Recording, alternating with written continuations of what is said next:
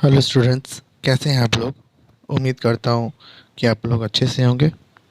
Career maker के platform पे आपका बहुत बहुत स्वागत है। मैं हूँ आपका अभिषेक सर।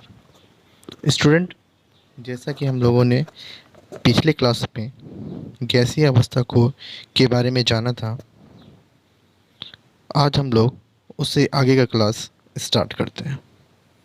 किसी ठोस के गलने की प्रक्रिया में तापमान समान रहता है, ऐसे में उसमें ऊर्जा कहाँ जाती है।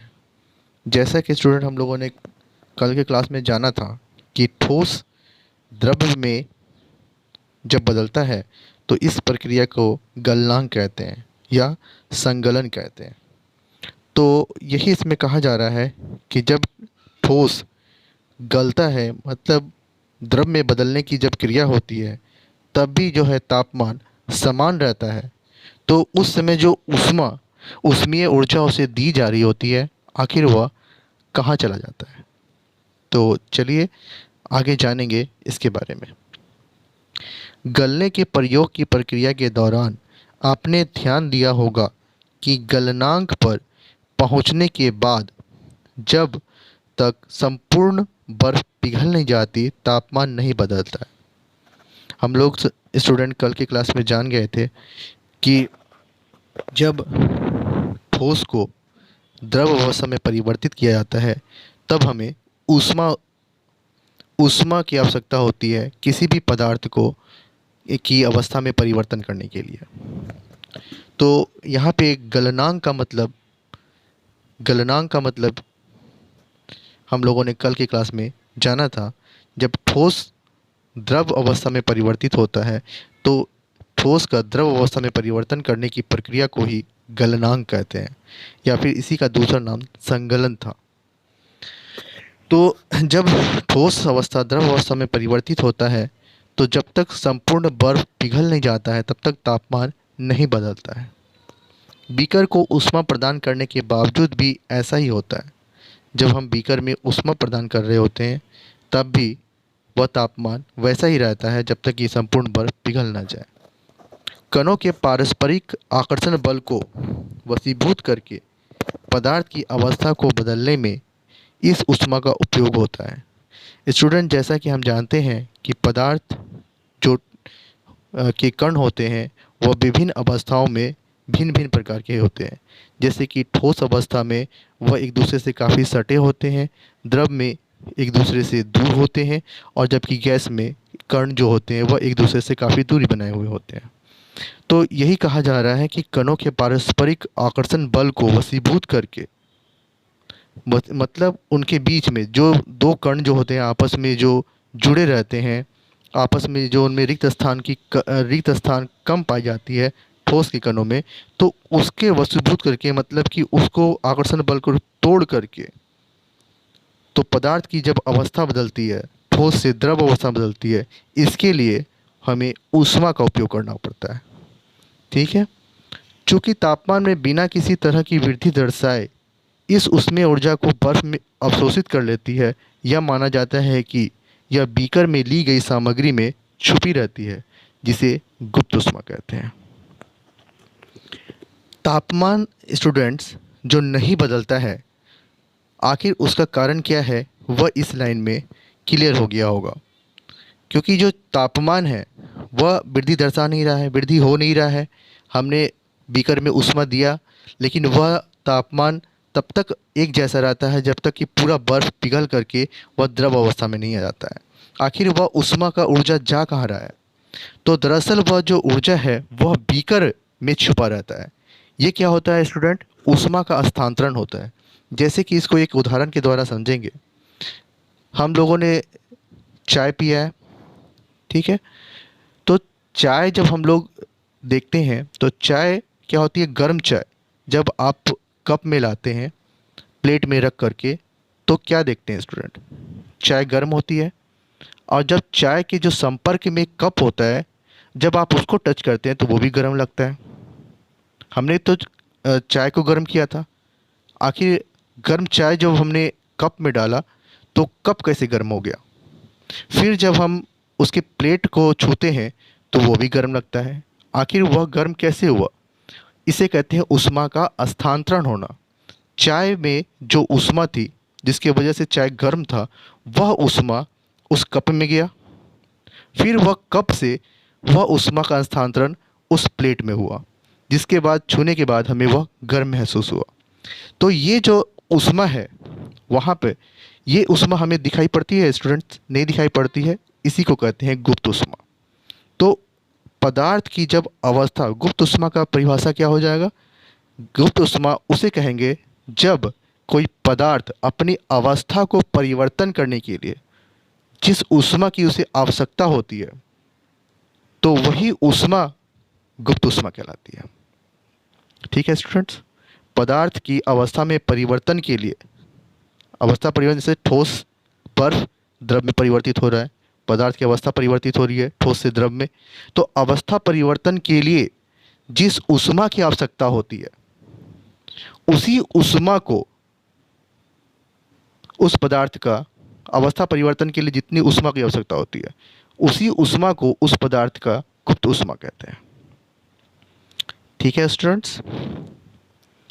तो यही इसमें कहा जाता है वह बर्फ अवशोषित कर लेता है।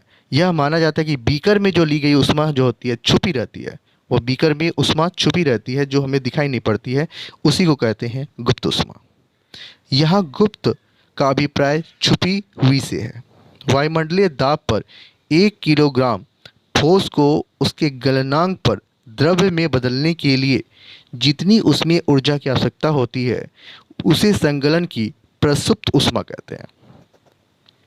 गुप्त ऊष्मा का ही दूसरा नाम है प्रसुप्त ऊष्मा। ठीक है स्टूडेंट्स? अर्थात 0 डिग्री सेल्सियस 273 केल्विन पर जल की कणों की ऊर्जा उसी तापमान पे पर बर्फ की कणों की ऊर्जा से अधिक होती है।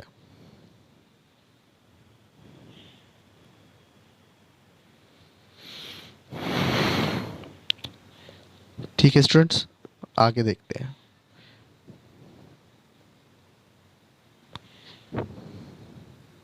जब हम जल में उसमें ऊर्जा देते हैं तो कण अधिक तेजी से गति करते हैं। एक निश्चित तापमान पर पहुंचकर कणों में इतनी ऊर्जा आ जाती है कि वे परस्पर आकर्षण बल को तोड़कर स्वतंत्र हो जाते हैं। इस तापमान पर द्रव गैस में बदलना शुरू हो जाता है। जैसे कि हमने देखा, जब ठोस में हमने उसमें ऊर्जा दिया था तो कणों की गति तेज हुई थी और पदार्थ की अवस्था में परिवर्तन हो गया था। ठीक है? उसी तरह से अब जब जल को भी हम उसमें ऊर्जा प्रदान करेंगे तो उसमें क्या होगा, उसमें उसके कण जो होते हैं वो उसमें गतिज ऊर्जा आ जाएगी और वह अपने आकर्षण, एक कण दूसरे कण के आकर्षण बल को तोड़ करके स्वतंत्र हो जाएगा और द्रव गैस में बदलना शुरू हो जाएगा। वायुमंडलीय दाब पर वह तापमान जिस पर द्रव उबलने लगता है उसे उसका क्वथनांक कहते हैं। तो जिस तापमान पर द्रव उबलने लगे वह उसका क्वथनांक कहलाता है। जिस अवस्था में ठोस द्रव में परिवर्तित हो जाए उसे उसका गलनांक कहते हैं या संगलन कहते हैं।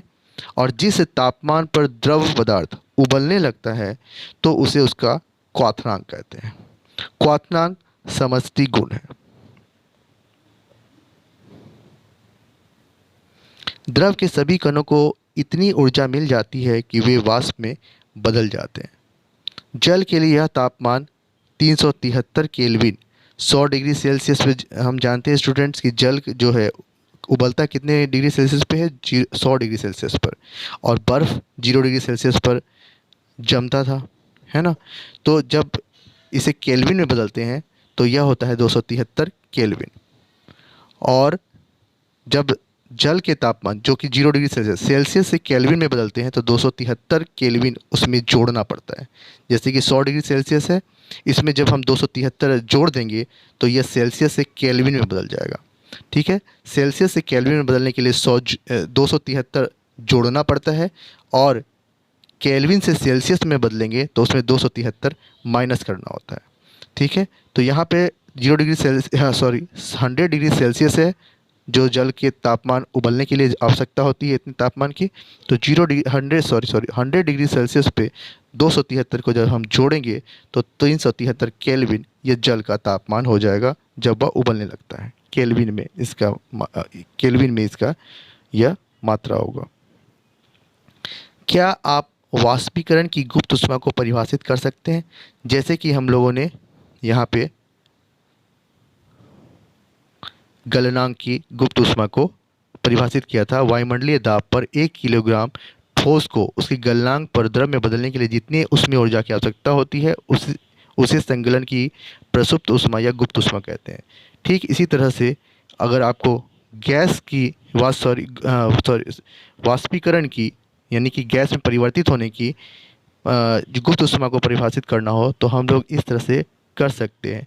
वायुमंडलीय दाब पर 1 किलोग्राम या फिर 1 लीटर, क्योंकि द्रव है तो लीटर ले सकते हैं, 1 लीटर द्रव को उसके क्वथनांक, गलनांक की जगह आप यहाँ पे लिखेंगे क्वथनांक पर गैस में बदलने के लिए जितनी उसमें ऊर्जा की आवश्यकता होती है उसे उसकी गुप्त ऊष्मा कहते हैं।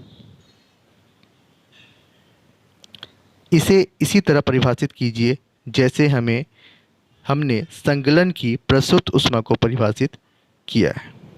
373 केल्विन, हम लोग क्या जानते हैं स्टूडेंट? 373 केल्विन क्या है? जल जब उबलने लगता है उसका तापमान है 373 केल्विन। तो 100 डिग्री सेल्सियस, सेल्सियस में 100 डिग्री और केल्विन में 373 केल्विन। तापमान पर भाप अर्थात वाष्प के कणों में उसी तापमान पर पानी के कणों की अपेक्षा अधिक ऊर्जा होती है। जैसा कि हम लोगों ने देखा था कि इसी 373 केल्विन जब होगा इस तापमान पर वाष्प की जो के कणों में जो जितनी तापमान होगी वह पानी के कणों की अपेक्षा अधिक होगी, तभी तो वह गैस में परिवर्तित होगा। पानी के कणों में जितनी ऊर्जा है उससे ज़्यादा ऊर्जा किस में होगी? वाष्प के कणों में। यही वजह है जब वाष्प रोटी जब हम लोग बनाते होंगे स्टूडेंट, आप लोग देखा होगा कि रोटी बनाते हुए जब रोटी बनाते वक्त कभी रोटी जो फूल जाता है, फूली हुई रोटी में अगर हमारा गलती से हाथ चला जाता है तो हमें ज़्यादा जलन महसूस होती है, क्योंकि यही वजह है कि जो पानी में के कणों में जो उस समय ऊर्जा होती है उससे कई ज़्यादा ऊर्जा वाष्प के कणों में होती है, जिसके वजह से पानी के कण वाष्प में परिवर्तित हो गए थे। ऐसा इसलिए है क्योंकि भाप के कणों ने वाष्पीकरण की गुप्त ऊष्मा के रूप में अतिरिक्त ऊष्मा अवशोषित कर ली है। तो वाष्प के कणों में जो अतिरिक्त ये ऊष्मा आई वह क्या हुआ, वह कारण क्या था? वाष्पीकरण के कारण वह जो गुप्त ऊष्मा था, गुप्त ऊष्मा के रूप में उन्होंने अतिरिक्त ऊष्मा को अवशोषित कर लिया था, जिसके वजह से उसमें ऊष्मा की मात्रा अधिक हो गई। तो इस तरह से देखते हैं स्टूडेंट्स, यहाँ पे पदार्थ की तीनों अवस्थाओं के बारे में बताया गया है, ठोस अवस्था, द्रव अवस्था और गैसीय अवस्था। ठोस अवस्था जब इसमें हम ऊष्मा प्रदान करते हैं, ऊष्मा प्रदान करने के बाद यह द्रव अवस्था में बदल जाता है इसके कारण, और फिर यह द्रव अवस्था को फिर जब हम ऊष्मा प्रदान करते हैं तो यह गैसीय अवस्था में आ जाता है। ठीक है स्टूडेंट्स, फिर इसे हम उल्टा भी कर सकते हैं। जब गैसीय अवस्था को ठंडा करेंगे, शीतल करेंगे उसे और ठंडा करेंगे तो वह द्रव अवस्था में परिवर्तित हो जाएगा, और फिर द्रव अवस्था को जब हम ठंडा करेंगे तो वह क्या हो जाएगा?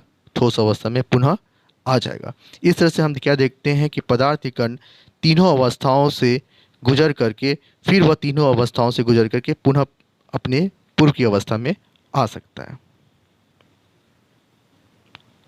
हमें इसमें किसकी जरूरत आवश्यकता होगी? ऊष्मा की। हम ऊष्मा दे करके उसकी अवस्था परिवर्तित कर सकते हैं, पुनः उसे ठंडा करके भी उनकी अवस्थाओं में परिवर्तन लाया जा सकता है। अतः हम कह सकते हैं कि तापमान बदलकर हम पदार्थ को एक अवस्था से दूसरी अवस्था में बदल सकते हैं। यही बात है स्टूडेंट, यहाँ तापमान बदल करके मतलब ऊष्मा प्रदान करके हमने ठोस को द्रव में बदल दिया, फिर ऊष्मा प्रदान करके और ज़्यादा ऊष्मा प्रदान करके हमने उसे गैसीय अवस्था में परिवर्तित कर दिया। फिर तापमान हमने बदला, उसे ठंडा किया, गैस जो बना हुआ था उसे ठंडा करके हमने द्रव अवस्था में परिवर्तित किया, फिर उसे और ज़्यादा ठंडा करके हमने क्या किया? ठोस अवस्था लिया। तो इस तरह से देखते हैं कि तापमान को अगर बदल दिया जाए तो पदार्थ की अवस्थाओं में परिवर्तन लाया जा सकता है। हमने सीखा कि गर्म करने पर पदार्थ की अवस्था बदल जाती है। गर्म होने पे ये ठोस से द्रव और द्रव से गैस बन जाते हैं, लेकिन कुछ ऐसे पदार्थ हैं जो द्रव अवस्था में परिवर्तित हुए बिना ठोस अवस्था से सीधे गैस में और वापस ठोस में बदल जाते हैं। तो हमने क्या देखा है स्टूडेंट कि जो ठोस पदार्थ है अगर उसे गर्म करते हैं तो द्रव, फिर द्रव से गैस बन जाता है, लेकिन कुछ पदार्थ ऐसा भी है जो कि द्रव में परिवर्तित नहीं होता है, वह ठोस से सीधे गैस में परिवर्तित हो जाता है और फिर से उन्हें पुनः ठंडा करके ठोस से गैस से ठोस में बदल दिया जाता है। तो इसके इसके बारे में जानते हैं आगे। और वैसे वो उसके इस प्रक्रिया को कहते हैं ऊर्ध्वपातन। इसे हम आगे समझेंगे अभी। इस प्रक्रिया का नाम जो जिसमें जो है कोई पदार्थ वह ठोस अवस्था से सीधे गैस अवस्था में परिवर्तित हो जाता है, इस प्रक्रिया को कहते हैं ऊर्ध्वपातन। चलिए क्रियाकलाप देखते हैं। क्रियाकलाप 1.13। थोड़ा सा कपूर या अमोनियम क्लोराइड ले और इसे चूर्ण करके चीनी की प्याली में डाल दें। कपूर लेना है या अमोनियम क्लोराइड लेना है। एक कीप को उल्टा करके इस प्याली के ऊपर रख दे। इस कीप के एक सिरे पे रुई का एक टुकड़ा रख दे, जैसा चित्र 1.7 में दर्शाया गया है। ये 1.7 है। इसमें कैसे ये कीप उल्टा रख करके जो है प्याली के ऊपर, नीचे प्याली रखी हुई है, उसके ऊपर कीप को उल्टा करके रख दिया गया है और कीप के ऊपर एक रुई का टुकड़ा रख दिया गया है। ठीक है। और नीचे क्या है? कपूर या अमोनियम क्लोराइड है। आप कपूर भी ले सकते हैं या तो अमोनियम क्लोराइड है तो उसको भी आप ले सकते हैं। यहाँ देखिए स्टूडेंट, यहाँ पे साफ साफ लिखा हुआ है अमोनियम क्लोराइड का ऊर्ध्वपातन। इस प्रक्रिया का नाम ऊर्ध्वपातन है। तो वाष्प बना अमोनियम क्लोराइड। अब इसे हीट किया जाएगा और देखते हैं आगे क्या प्रक्रिया बताया गया है।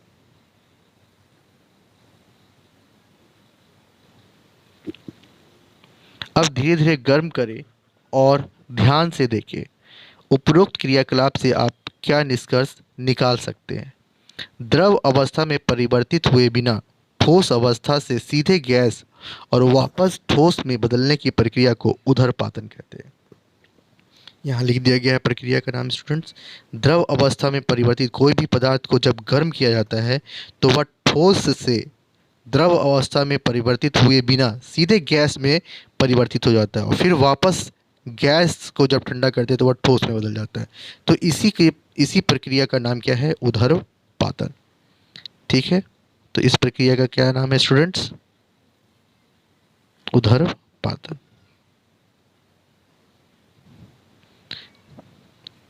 चलिए अब देखते हैं दाब परिवर्तन का प्रभाव।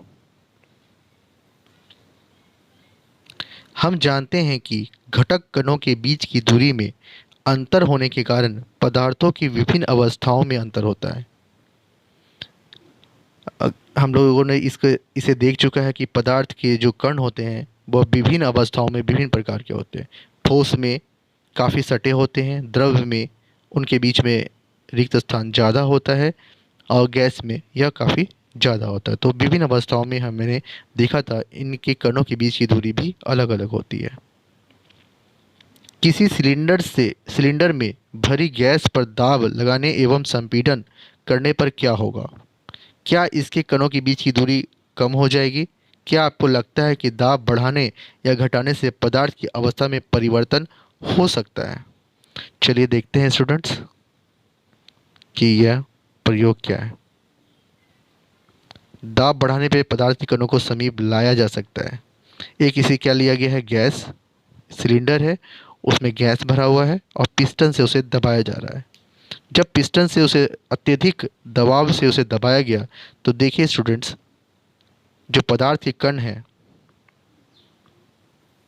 वह पदार्थ के कण धीरे धीरे आपस में पास आने लगे और एक समय ऐसा आया जब दबाव हमने अत्यधिक बढ़ा दिया था तो सभी कण एक साथ आ गए।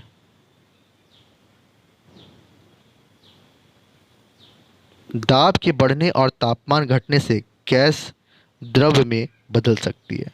तो ये तो हम लोगों ने पीछे देख ही लिया है कि दाब अगर बढ़ाते हैं या फिर तापमान को बढ़ाते हैं या तापमान को घटाते हैं तो द्रव गैस में बदल जाता है और गैस पुनः द्रव में परिवर्तित हो सकता है तापमान के घटने पर। तो दाब के भी बढ़ने और घटने पर गैस द्रव में बदल सकता है। ठीक है। तो दाब के बढ़ाने पर भी और तापमान के भी बढ़ने घटने पर यह क्रिया हो सकती है। क्या आपने ठोस CO2 के बारे में सुना है? इसे उच्च दाब पर संग्रहित किया जाता है। जब वायुमंडलीय दाब का माप 1 एटमॉस्फेयर हो तो 1 एटमॉस्फेयर यहाँ पे दिया हुआ है स्टूडेंट, यहाँ पे देखेंगे छोटे छोटे अक्षरों में एटमॉस्फेयर। एटमॉस्फेयर गैसीय दाब के मापन का मात्रक है। गैसीय जो दाब होता है, गैसों के द्वारा जो दाब लगाया जाता है उनके द्वारा, उसे क्या कहता है, उसका मात्रक क्या है, एटमॉस्फेयर। तो ये एक इम्पॉर्टेंट क्वेश्चन है स्टूडेंट्स। एटमॉस्फेयर जो है वह गैसीय दाब का मापन का मात्रक क्या है, एटमॉस्फेयर। इसे याद रखेंगे, गैसीय दाब के मापन का मात्रक क्या है, एटमॉस्फेयर। वैसे दाब का एसआई मात्रक क्या है, पास्कल।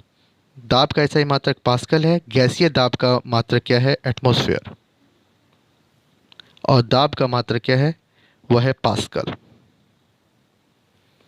एक एटमॉस्फेयर बराबर, इसे देख लेंगे, एक एटीएम मतलब हुआ एटमॉस्फेयर। एक एटमॉस्फेयर, ये जो एटमॉस्फेयर है, एटमॉस्फेयर एटीएम इसे शॉर्ट में कहते हैं। तो एक एटमॉस्फेयर बराबर होता है 1.01 गुना 10 पर पावर 5 पास्कल। पीए का मतलब हुआ पास्कल।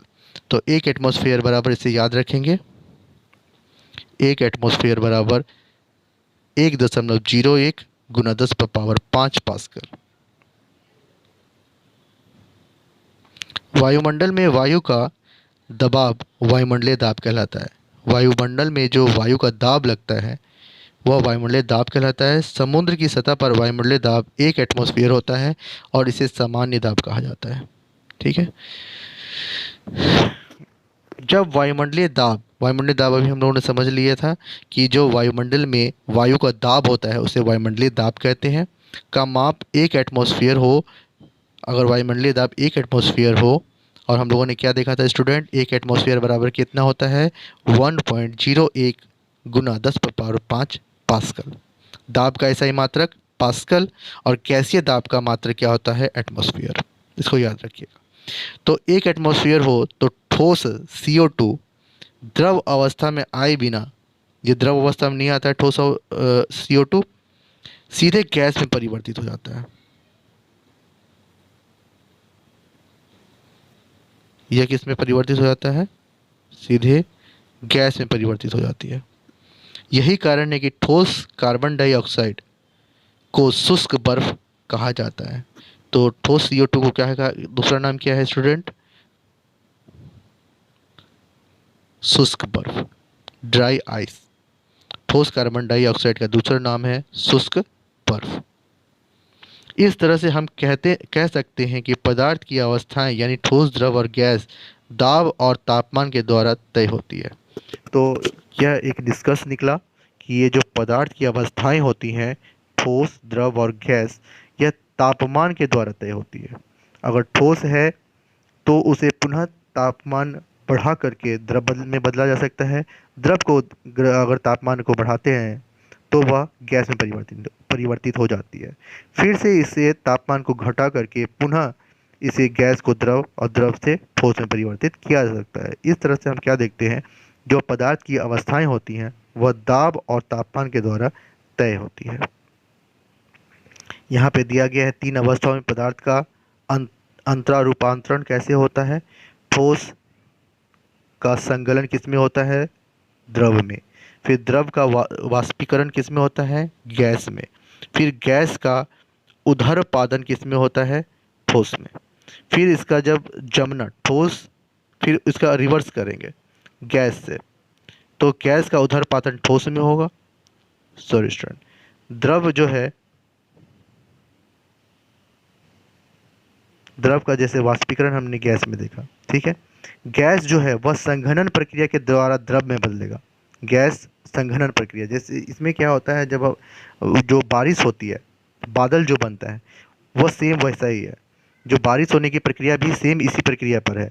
जैसे कि गैस जो बादल होता है, बादल वह जब संघनित हो जाता है तब किस में बदल जाता है, द्रव में। और वही जब बाद संघनित होकर के बूंद भारी हो जाता है जल के कणों का, तब वह बारिश का रूप लेता है। तो वह द्रव अवस्था, बारिश से क्या है, पानी है, वह पानी किस में, द्रव अवस्था में। तो गैस संघनन होकर के द्रव बनाता है, फिर द्रव जम करके ठोस बनाता है, और फिर ठोस का उदर्पातन कैसे होता है, द्रव में परिवर्तित हुए बिना सीधे गैस में।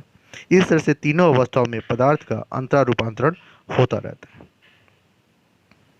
ठीक है स्टूडेंट्स, तो आज का वीडियो यहीं तक रखते हैं। अगले क्लास में हम लोग वाष्पीकरण के बारे में समझेंगे। ठीक है स्टूडेंट्स, अगर वीडियो आपको अच्छा लगा हो तो प्लीज़ इसको लाइक करेंगे, अपने दोस्तों में शेयर करेंगे, चैनल को सब्सक्राइब भी करेंगे और बेल नोटिफिकेशन को दबाना ना भूलेंगे ताकि हमारी आने वाली वीडियो की नोटिफिकेशन आप तक पहुंचती रहे। धन्यवाद दो स्टूडेंट्स। जय हिंद।